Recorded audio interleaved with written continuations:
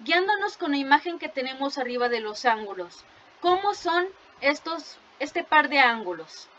Podemos observar que están del mismo lado de la recta que corta, de la transversal, y uno está dentro de las paralelas y otro está afuera. En este caso, como el ángulo 1 y 5 de la imagen de arriba. Si nos vamos a la tabla, los ángulos 1 y 5, aquí los tenemos localizados y se llaman ángulos correspondientes. Decimos que estos ángulos son iguales. Por lo tanto, ¿cuánto va a medir el ángulo A? Va a medir 45 grados. Ya conocemos dos ángulos internos de este triángulo escaleno. Nos falta encontrar el valor de B. ¿Cómo lo vamos a encontrar?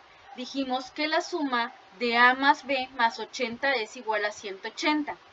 Entonces, si ya conocemos el valor de A, que es 45 grados, más el valor de B, más 80, este valor de B nos debe dar la suma de 180 grados junto con el de 80 y 45. Primero, del lado izquierdo, en el primer miembro de la ecuación, sabemos que es una ecuación porque tenemos el valor de B como desconocido. Vamos a sumar del lado izquierdo. 80 más 45, ¿cuánto es?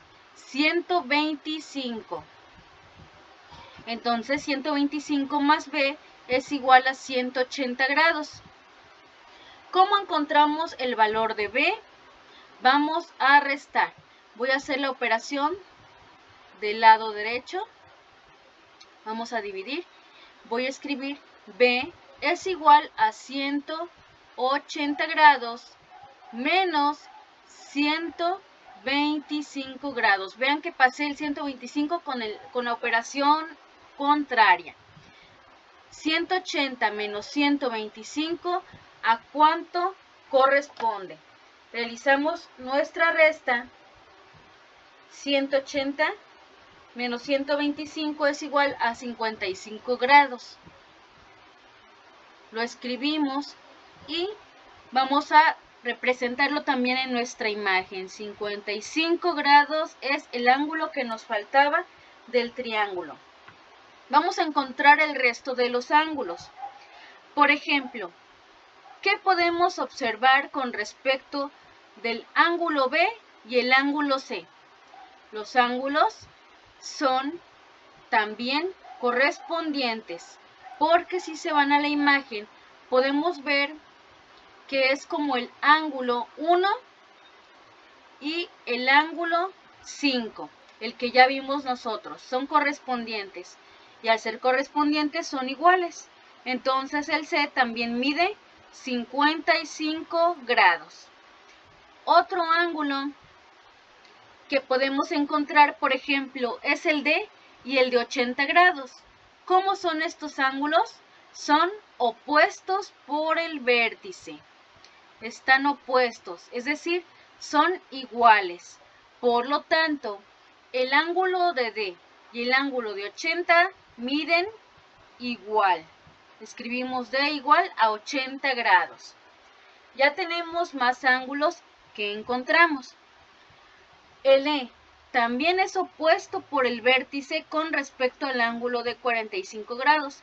Pueden ver que está una paralela y la transversal y están opuestos entre sí. Entonces el valor de el ángulo E también mide 45 grados. Lo mismo sucede con el ángulo C y F. También son opuestos. Si C mide 55 grados, F va a medir 55 grados. Nos faltan los ángulos que se encuentran en la parte inferior. ¿Cómo lo vamos a hacer? Observen bien. El ángulo de 45 grados que está arriba coincide con el de 45 de abajo, que es el ángulo A. Pero el ángulo G no coincide con el D ni con el C, sino que al juntarlos, el ángulo C y D, podemos observar en la imagen que sí corresponde al ángulo de G. Entonces vamos a decir G es igual al ángulo C más al ángulo D. Es decir, el ángulo G mide, ¿cuánto vale C? 55 grados más 80 grados del ángulo D. ¿Cuánto será el valor final del ángulo G? Sumamos 80 más 55. Si no me equivoco, son 135 grados. Sumen 80 más 55 y sí, efectivamente son 135 grados. Vamos a escribir G igual a 135. Ya con esta operación nos vamos a ayudar para los demás ángulos. Observemos. El ángulo G es opuesto al vértice con respecto al ángulo I. Por lo tanto, también va a medir 135 grados. ¿Cómo es el ángulo G con respecto al ángulo H?